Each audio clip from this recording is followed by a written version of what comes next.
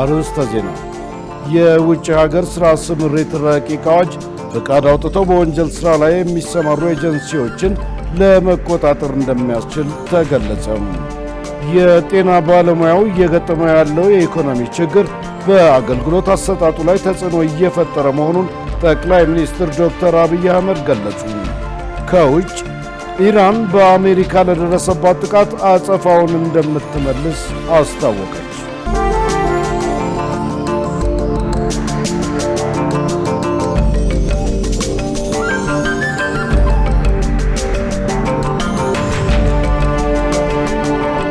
ውድ ተመልካቾች ሰላም ጤና ይስጥልን። ከኢሳት ነጻ የህዝብ ሚዲያ የሰዓቱን ዜና ይዘን ቀርበናል።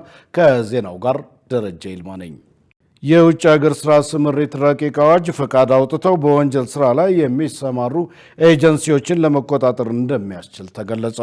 አዋጁ የውጭ ሀገር ሥራ ስምሪት ላይ የተሰማራ ማንኛውም ኤጀንሲ ለአንድ ሀገር ባወጣው ፈቃድ ወደ ሌላ ሀገር መላክ እንደማይችልም ተጠቁሟል። ዮሐንስ ተስፋ። የህዝብ ተወካዮች ምክር ቤት የሰው ሀብት ልማት ስራ ስምሪትና ቴክኖሎጂ ጉዳዮች ቋሚ ኮሚቴ የውጭ ሀገር ስራ ስምሪት ረቂቅ አዋጅ ቁጥር 21/2017 ላይ የአስረጂ ምክክር ያስካሄደ ሲሆን ኮሚቴው አዋጁን ሙሉ ሊያደርጉ ይችላሉ ያላቸውን ጥያቄዎች አንስቶ በስራና ክህሎት ሚኒስቴር ባለሙያዎች በኩል ምላሽ ተሰጥቶበታል። ትምህርትን አስመልክቶ በተደነገገው ውሉን አንብቦ የሚረዳ ስል በየትኛ ቋንቋ ነው? አንድ ሰው ውል አንብቦ ለማረዳት የሚችለው በክፍል ደረጃ ምን ያክል ስማር እንደሆነ ታስበው ነው?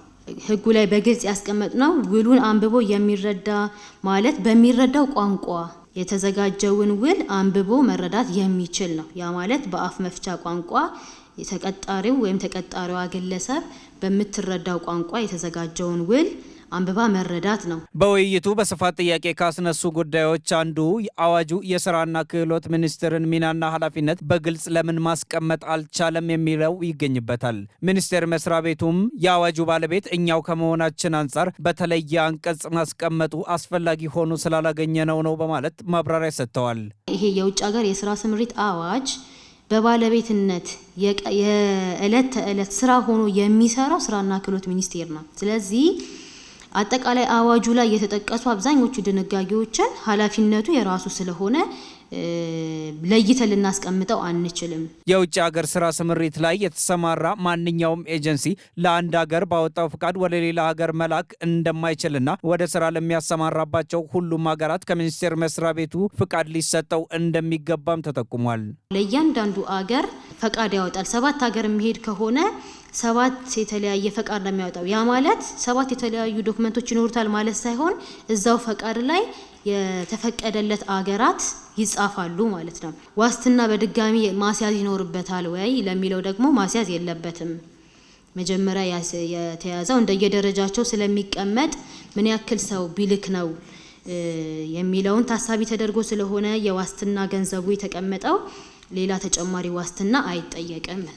በአስረጂ ውይይቱ ኢንሹራንስ ወይም መድህንን ሰራተኞች ከሚሰማሩባቸው ሀገራት ጋር ስለሚኖር ግንኙነት፣ የኤጀንሲዎችን ታማኝነትና ሌሎች በአዋጁ የታዩ ክፍተቶች በጥያቄ መልክ ተነስተው ምላሽ ተሰጥቶባቸዋል።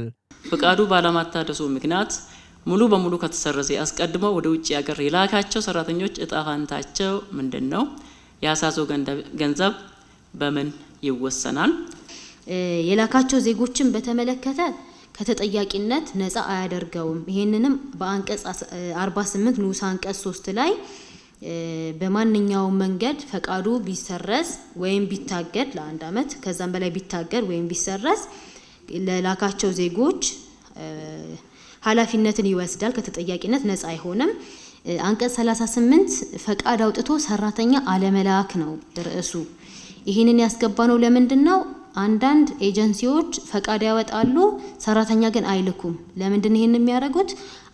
አብዛኞቹ ከወንጀል ድርጊት ጋር የሚገናኙ ስራዎችን የሚሰሩ ግለሰቦች ፈቃድ ያላቸው ናቸው። የስራና ክህሎት ሚኒስትር ሙፈሪያት ካሚል አዋጁ ከዚህ በፊት ከነበረው አዋጅ የበለጠ ጠንካራ መሆኑን ጠቁመው ወደ ውጭ ሀገር ለስራ የሚጓዙ ዜጎችን ደህንነት ለመጠበቅ ወሳኝ መሆኑንም አሳውቀዋል። የጤና ባለሙያው እየገጠመው ያለው የኢኮኖሚ ችግር በአገልግሎት አሰጣጡ ላይ ተጽዕኖ እየፈጠረ መሆኑን ጠቅላይ ሚኒስትር ዶክተር አብይ አህመድ ገለጹ። ይህ የተገለጸው ጠቅላይ ሚኒስትር ዶክተር አብይ አህመድ ከተለያዩ አካባቢዎች ከተውጣጡ የጤና ባለሙያዎች ጋር ባደረጉት ውይይት ላይ ነው። ሰላማዊት ሙሉጌታ ተጨማሪ አላት። ጠቅላይ ሚኒስትር አብይ አህመድ ከመላው ኢትዮጵያ ከተውጣጡ የጤና ባለሙያዎች ጋር ውይይት አካሂደዋል። የጤና ባለሙያዎቹ ካቀረቧቸው ጥያቄዎች መካከል የጤና ባለሙያው እየገጠመው ያለው የኢኮኖሚ ችግር በአግባቡ ለማገልገል ተግዳሮት እንደሆነባቸው ተናግረዋል። ሌላኛው የኢትዮጵያ መድኃኒት አቅራቢ ድርጅት በበቂ ሁኔታ የጤና ተቋማትን ፍላጎት ማሟላት ላይ ውስንነት እንዳለበት ገልጸዋል። የኢትዮጵያ መድኃኒት አቅራቢ ኤጀንሲ በበቂ ሁኔታ የጤና ተቋማትን ፍላጎት ማሟላት ላይ ውስንነቶች ስላሉበት አቅሙ የሚጠናከርበት አሊያም ደግሞ ተወዳዳሪ አቻ ተቋማት የሚደራጁበት መንገድ ቢመቻች፣ ይህ ተግዳሮት ቢፈታለት ለሕክምና ባለሙያው ያለ ሀሳብ ስራውን መስራት እንዲሁም ማህበረሰባችንን ማገልገል የሚችልበት ሁኔታ ይፈጠራል። አሁን ካለው የገበያ ኢንፍሌሽን የመድኃኒትና የሕክምና መሳሪያዎችን ለመግዛት ከሱ ጋር ትንሽ የተጣጣማ አይደለምና በጊዜ ሂደት ወደዛ ብንሄድ የሚል ሀሳብ እናነሳለን። ጠቅላይ ሚኒስትር አብይ አህመድ በሰጡት ምላሽ መንግስት ለሕክምናው ዘርፍ 130 ቢሊዮን ብር የሚጠጋ ሀብት እየበጀተ መሆኑን ጠቅሰው ካለው ፍላጎት አንጻር ግን ገና መሆኑን ተናግረዋል። እንዲሁም ከመኖሪያ ቤት ጋር ተያይዞ የሚሰሩ ስራዎች መኖራቸው ጠቁመዋል። አዋጅ ከቀየርን እንደ መንግስት የጤና ሴክተር በህግ ማዕቀፍ ውስጥ ማሻሻያ ይደረግለት የሚል እምነትና ፍላጎት አለ ማለት ነው። በቀጥታ ለጤና ሚኒስቴር ተብሎ የሚፈሰው ሀብት 70 ቢሊዮን ብር ገደማ ነበር። አሁን ወደ 130 ቢሊዮን ብር ገደማ ይፈሳል። አት ታይም 500,000 ሰው የቤት ባለቤት እናደርጋለን ብለን ብናወራ አንችልም። እንፈልጋለን ግን አንችልም። ቀስ ቀስ እያልን ግን እናደርጋለን።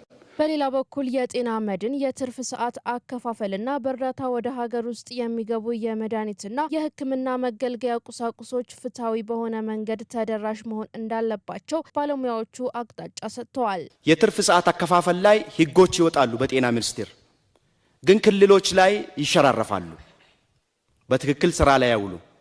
ስለዚህ ወጥ የሆነ መመሪያ ሲወርድ በተመሳሳይ መልኩ ስራ ላይ ማዋል ላይ ችግር አለ። ስለዚህ ይህንን ተረድቶ ወደ ታች ያሉት አመራሮችንም የስራ ትግበራውን እንዲሰጡልን በዚሁ ይጠይቃለሁ። ጤና መድን አገልግሎት ለምሳሌ ከጤና ጣቢያ ወደ ሆስፒታል መጥቶ ህክምና ያገኛሉ።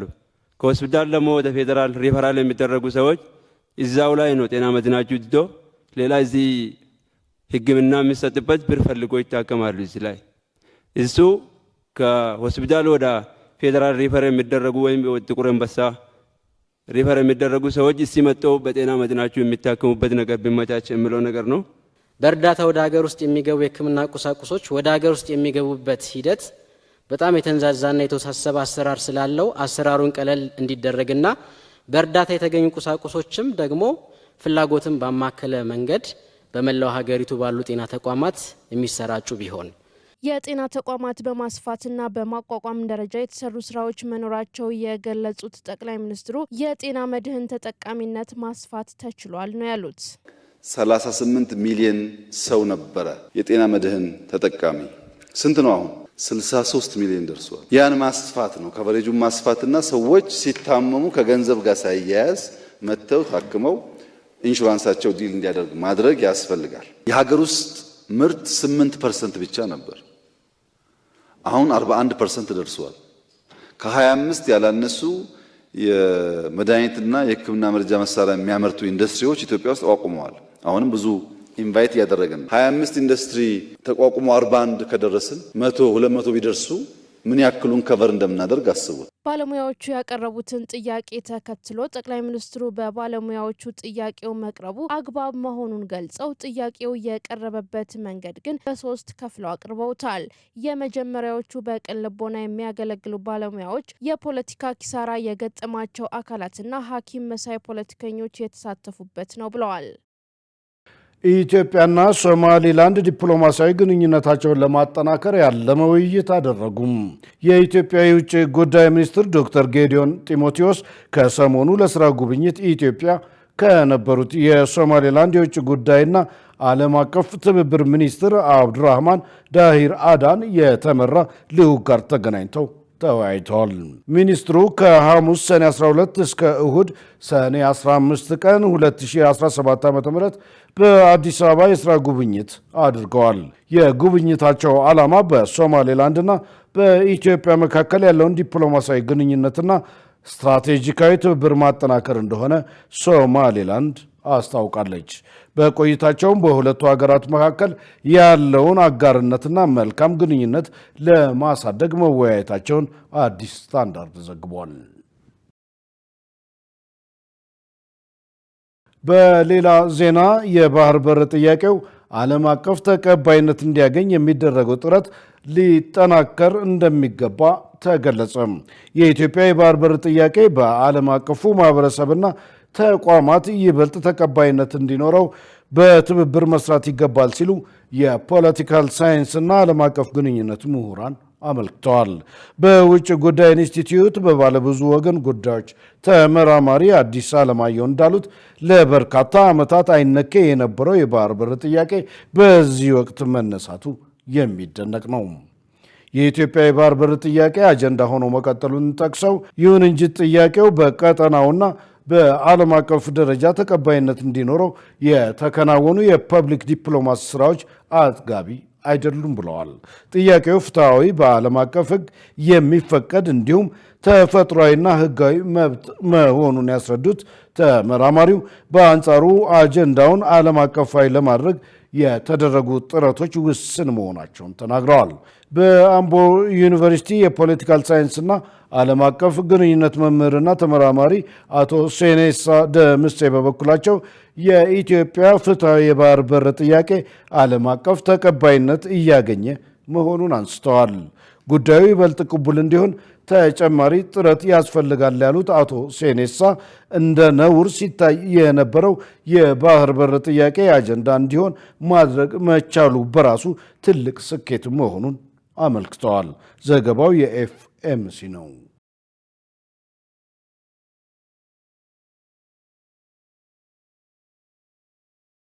ውድ ተመልካቾች ከኢሳት ነጻ ሕዝብ ሚዲያ ወደ እናንተ የሚደርሰው ዜና እንደቀጠለ ነው።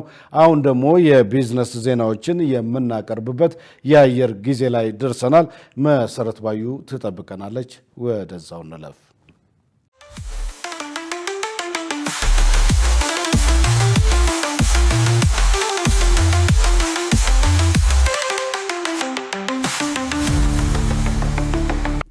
ሰላም ጤና ይስጥልን ውድ ተመልካቾቻችን፣ ከኢሳት ነጻ የህዝብ ሚዲያ የዕለቱን የቢዝነስ ዜናዎች ይዤላችሁ ቀርብ ያለው ከዜናዎቹ ጋር መሰረት ባዩ ነኝ። አብራችሁን ቆዩ።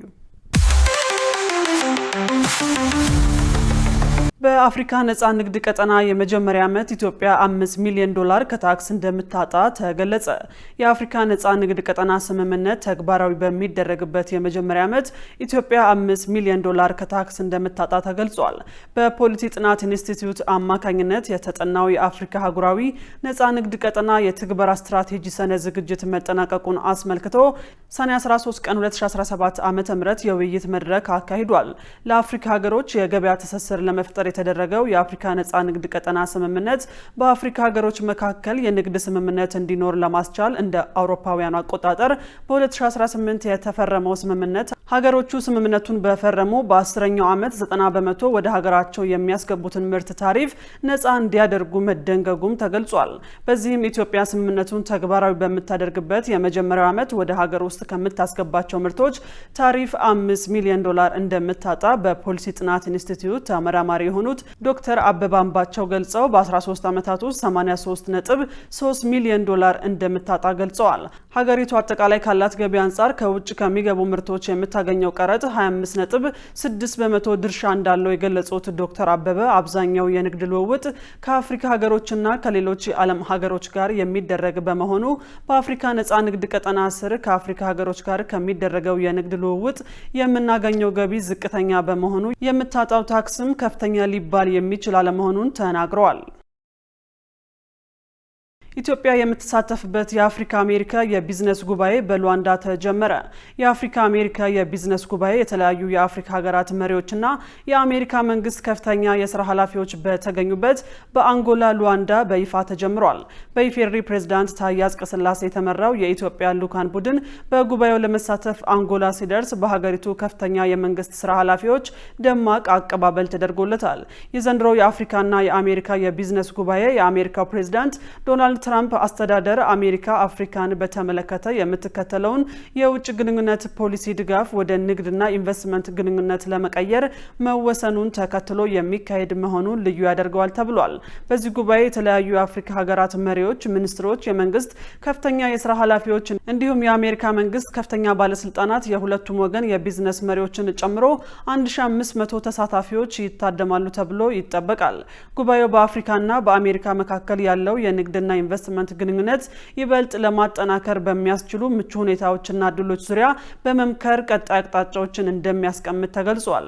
በጉባኤው ፕሬዝዳንት ታዬ አጽቀሥላሴ ንግግር የሚያደርጉ ሲሆን ከጉባኤው ጎን ለጎንም የተለያዩ የሁለትዮሽ ውይይቶችን እንደሚያደርጉ ኢዜአ ዘግቧል። 5.1 ቢሊዮን ዶላር በሬሚታንስ ወደ ሀገር ውስጥ መላኩን የኢትዮጵያ ዲያስፖራ አገልግሎት አስታወቀ። በበጀት ዓመቱ 9 ወራት ከውጭ ሀገራት ወደ ኢትዮጵያ በሬሚታንስ 5.1 ቢሊዮን ዶላር መላኩን አገልግሎቱ አስታውቋል። የኢትዮጵያ ዲያስፖራ አገልግሎት የፕላን ክፍል ኃላፊ ወንደሰን ተረፈ ለፋና ዲጂታል እንዳሉት የዲያስፖራን ሁለንተናዊ ተሳትፎ ለማጠናከር በትኩረት እየተሰራ ነው። በበጀት ዓመቱ ከማክሮ ኢኮኖሚ ማሻሻያው ጋር ተያይዞ ዲያስፖራ ወደ ሀገር ውስጥ የሚልከው ሬሚታንስ እንዲጨምር ትኩረት ተሰጥቶ መሰራቱን ተናግረዋል። ዲያስፖራው የውጭ ምንዛሪ አካውንት እንዲከፍት መደረጉን ጠቁመው በዚህም 18889 አካውንት ማስከፈት መቻሉን ጠቁመዋል። በተከፈተው አካውንትም 25.2 ሚሊዮን ዶላር ቆጠቡን ያነሱት ኃላፊው ከባለፈው ተመሳሳይ ወቅት ጋር ሲነጻጸር ከፍተኛ እድገት ማሳየቱን አስረድተዋል። በሌላ በኩል ከዲያስፖራ የሚገኘው ሬሚታንስ ለማሳደግ በተደረገው ድጋፍና ክትትል 5.1 ቢሊዮን ዶላር በሬሚታንስ ወደ ሀገር ውስጥ መላኩን ጠቅሰዋል። ለሬሚታንስ መጨመር በኢትዮጵያ የተደረገው ሀገር በቀል የኢኮኖሚ ማሻሻያ ከፍተኛ አስተዋጽኦ ማበርከቱን አስረድተዋል።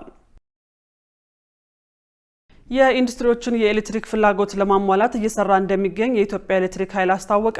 የኢትዮጵያ ኤሌክትሪክ ኃይል የሕዝብ ግንኙነት ኃላፊ አቶ ሞገስ መኮንን እንዳሉት የገፈርሳ ኃይል ማከፋፈያ ጣቢያን አቅም ለማሳደግ የተተከለው አዲስ ተንቀሳቃሽ የኃይል ማከፋፈያ ጣቢያ አገልግሎት መስጠት ጀምሯል ብለዋል። በየአካባቢው እያደገ የመጣው የተጨማሪ ኃይል ፍላጎት ከጣቢያው አቅም በላይ እንዲሆን በማድረጉ አዲስ ተንቀሳቃሽ የኃይል ማከፋፈያ ጣቢያ መተከሉን ተናግረዋል። የተንቀሳቃሽ ጣቢያ ተከላ የሚከናወነው ኃይል ፈላጊ አካባቢዎች የራሳቸው ቋሚ ማከፋፈያ እንዲያስገኙና በነባር ማከፋፈያዎች ላይም የአቅም ውስንነት ሲያጋጥም ጊዜያዊ መፍትሄ ለመስጠት እንደሆነ ጠቅሰዋል። በተለይም ኢንዱስትሪዎች ለሚፈልጉት የማስፋፊያና የማምረት አቅም ለማሳደግ እንደሚያግዝ ጠቁመው በቀጣይ የኢንዱስትሪዎችን የኃይል ፍላጎት ለማሳካት በትኩረት ይሰራል ብለዋል።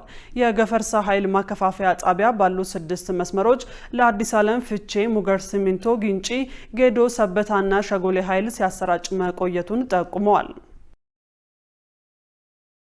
ውድ ተመልካቾቻችን አሁን ደግሞ በእለቱ በተመረጡ ባንኮች ያለውን የውጭ ምንዛሬ ዋጋና የብሔራዊ ባንክ የወርቅ ግብይት መረጃ ተከታትለን እንመለስ።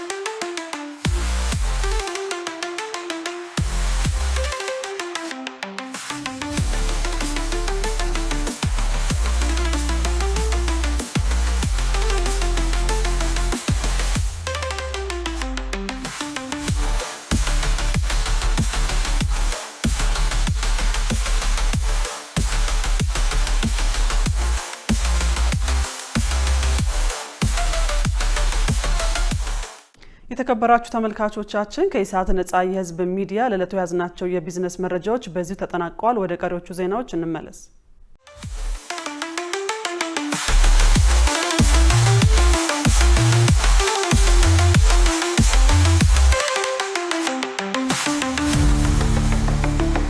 ውድ ተመልካቾች ከኢሳት ነጻ ህዝብ ሚዲያ የሰዓቱ ዜና እንደቀጠለ ነው። አሁን ደግሞ ወደ ውጭ ዘገባዎች አልፋለሁ። ኢራን በአሜሪካ ለደረሰባት ጥቃት አጸፋውን እንደምትመልስ አስታወቀች። ይህ በእንዲህ እንዳለ ትራምፕ በኢራን የስርዓት ለውጥ ያስፈልጋል ሲሉ ፍንጭ ሰጥተዋል። ሸሪፍ ኢማም የኢራኑ ከፍተኛ መሪ አሊ ኾሜኒ አሜሪካ ከእስራኤል ጋር በማበር በአገራቸው ላይ የፈጸመችውን ጥቃት ተከትሎ ለመጀመሪያ ጊዜ በሰጡት አስተያየት ጠላት ያሏትን እስራኤልን እንደሚቀጡ ተናግረዋል። የአሜሪካው ፕሬዚደንት ዶናልድ ትራምፕ የኢራኑ መሪ ያስተላለፉትን መልእክት ተከትሎ በሰጡት ፍንጭ አሁን ስልጣን ላይ ያለው መንግስት ኢራንን ታላቅ ማድረግ አልተቻለውም፣ እናም ለምን የስርዓት ለውጥ አይኖርም ብለዋል። የተባበሩት መንግስታት የኒውክሌር ተቆጣጣሪ እንዳለው አሜሪካ በኢራን የሚገኙ የፎርዶ፣ ናታንዝ እና ኢስፋሃን የኒውክሌር ጣቢያዎች በቦምብ መደብደቧን ተከትሎ ከጣቢያዎቹ አፈትልኮ የወጣ ራዲዬሽን የለም ብሏል። የአሜሪካው ፕሬዚደንት ዶናልድ ትራምፕ በኢራን የኒውክሌር ጣቢያዎች ላይ ጥቃት እንዲፈጸም ካዘዙና እስራኤል ከኢራን ጋር የምታደርገውን ጦርነት ከተቀላቀሉ በኋላ በአስቸኳይ ሰላም እንዲፈጠር እፈልጋለሁ እያሉ ነው። ይህ የማይሆን ከሆነ ግን ለኢራን አሳዛኝ ነው። እናም ቀጣይ ከፍተኛ ጥቃት ወደፊት ይጠብቃታል ብለዋል። የአሜሪካው ምክትል ፕሬዚዳንት ጂዲ ቫንስ እንዳሉት አሜሪካ ከኢራን ጋር ጦርነት ውስጥ አይደለችም። እናም እኛ ይህንን ማስጠበቅ አንፈልግም። ነገር ግን በቴህራን ስለ ስርዓት ለውጥ ትራምፕ እየተናገሩ ነው። መደምደሚያ የሚሆነው ምንም ምርጫ ስለሌለው ምላሽ መስጠት ነው ተብሏል። የኢራኑ ፕሬዚዳንት ማሱድ ቤሺሽኪያን እንዳሉት አሜሪካኖች ለፈጸሙት ጥቃት ምላሽ ማግኘት አለባቸው። የውጭ ጉዳይ ሚኒስትሩ አባስ አራጋቺ እንዳሉት ደግሞ አሜሪካ የፈጸመችው ጥቃት የሁልጊዜ መዘዝ ያስከትላል ብለዋል። It is an outrageous, grave and unprecedented violation of the fundamental principles of the Charter of the United Nations. ኢራን ለሰላማዊ አገልግሎት ለመጠቀም የምትፈልገውን ኒውክሌር ኃይል ተከትሎ በአሜሪካ የተፈጸመባትን ጥቃት በእጅጉ ታወግዛለች። ይህ ያልተለመደና ያልተጠበቀ ድርጊት የተባበሩት መንግስታትን መሰረታዊ መርሆዎችና የዓለም አቀፍ ሕግን የሚጥስ ነው። ጦርነት ጠማቂና ሕግ አልባው የዋሽንግተን አስተዳደር ሙሉ በሙሉ ኃላፊነትን ይወስዳል። አደገኛ ለሆነውና መዘዙ ማብቂያ ለሌለው ጥፋቱ የአሜሪካ ጦር ሉዓላዊነቷና የግዛት አንድነቷ የተከበረ የተባበሩት መንግስታት አባል ሀገርን ያጠቃው ከዘር ጨፍጫፊው የእስራኤል ሀገር ጋር በመተባበር ነው ጥፋቱን የፈጸመው። ይህ በግልጽ የዩናይትድ ስቴትስን ጸባጫሪነት ያሳያል። በሰላም ፈላጊው የኢራን ህዝብ ላይ ኢራናውያን በነጻነታቸውና በሉዓላዊነታቸው ላይ መቼም መደራደር አያውቁም። እናም የኢራን እስላማዊ ሪፐብሊክ ግዛቱን ሉዓላዊነቱን ደህንነቱንና ህዝብን የመከላከሉን ስራ አጠናክሮ ይቀጥላል። Towards the peace-seeking people of Iran to defend Iran's territory, sovereignty, security and people. የኢራን ምላሽ ምን ሊሆን ይችላል? የተፋፋመውን ጦርነት እንዲረግብ ያደርጋሉ ወይስ ለትራምፕ ጥቃት አጸፋዊ ምላሽ ይሰጣሉ? በኢራን ጉዳይ ላይ ኤክስፐርት የሆኑትና የአዋጅ ሚዲያ ኤዲተር መሐመድ አሊ ሳባኒ አራት የቢሆን እሳቤዎችን አቅርበዋል። የመጀመሪያው ኢራናውያን ለተፈጸመባቸው ጥቃት አጸፋዊ ምላሽ መስጠት ይፈልጋሉ። የመልሶ ማጥቃት አቅማቸው ተሟጦ እንዳልተዳከመም ማሳየት ይፈልጋሉ። እስራኤል ከ10 ቀናት በፊት ኢራን ላይ ጥቃት ስትፈጽም የእስራኤል ባለስልጣናት እምነት የነበረው ኢራን ካላት የባለስቲክ ሚሳይል 1/3 እስከ ግማሽ ድረስ ተጠቅማለች የሚል ነው። ከፍተኛ ጦር አዛዦች ተገለዋል። የአየር መከላከያ ሲስተሙ ተሰብሯል። ቁልፍ የማዘዣ ጣቢያዎች ወድመዋል። አሁን ላይ ደግሞ አሜሪካ ኢራንን የኒውክሌር ፕሮግራም አውድማለች። ይህ ሁሉ ሆኖ ግን ትራምፕ እንደጠየቁት ያለምንም ቅድመ ሁኔታ የኢራን አመራር እጅ ይሰጣል ማለት ስህተት ነው። የተግባር ሰዎች ናቸው። መሐመድ አሊ ሳባሪ እንደሚለው እነሱ የሚመርጡት ለሌላ ቀን ለመዋጋት ዛሬ መኖር ነው ብሏል። እናም የመልሶ ማጥቃት አቅማቸውን ሙሉ ለሙሉ እስራኤል እንዳላወደመችው ለማሳየት ይፈልጋሉ።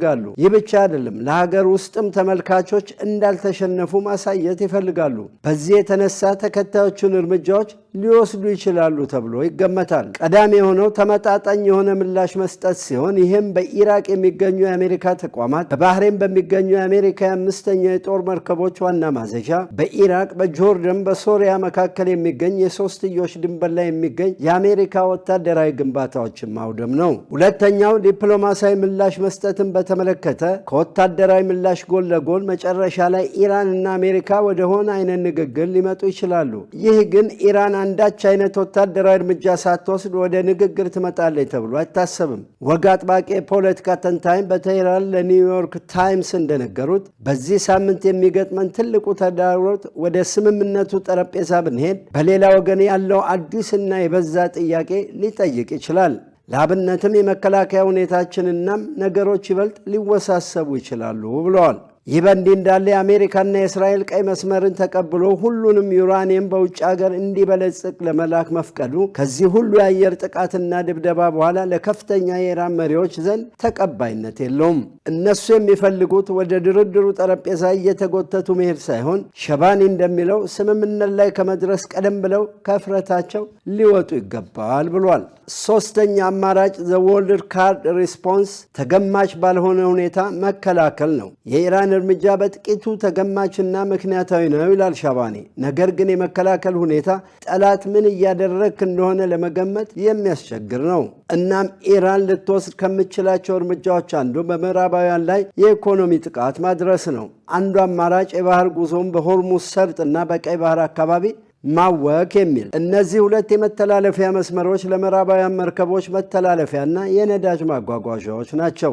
ሌላውና አራተኛው የኒኩሌር አማራጭ አራተኛው ሲሆን ከፍተኛ የመረጃ ምንጭ የሆኑት በኢራን የሚገኙ እንደተናገሩት አብዛኛው ኢራን ያብላላቸው ዩራኒየም ለመጠባበቂያ በሚል መቀመጡን ተናግረዋል። ኢራን ሌላ ሚስጥራዊና ደህንነቱ የተጠበቀ ስፍራ ዩራኒየም ማበልጸጊያ እንዳላት ተናግራለች። ይህ ምን ያህል እውነት እንደሆነ የምዕራባውያን የደህንነት ተቋማት አልተናገሩም።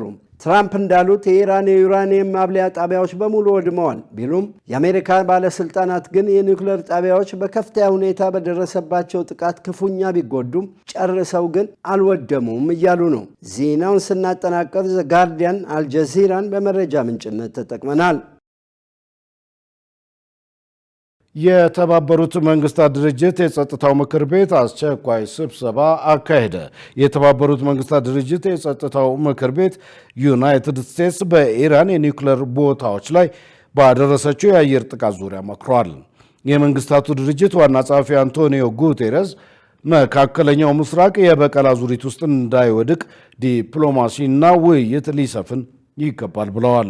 ሩሲያ፣ ቻይና፣ ፓኪስታንና ሌሎች 15 የምክር ቤቱ አባል ሀገራት በመካከለኛው ምስራቅ አፋጣኝ የተኩስ አቁም እንዲደረግ የሚጠይቅ የውሳኔ ሀሳብ አቅርበዋል።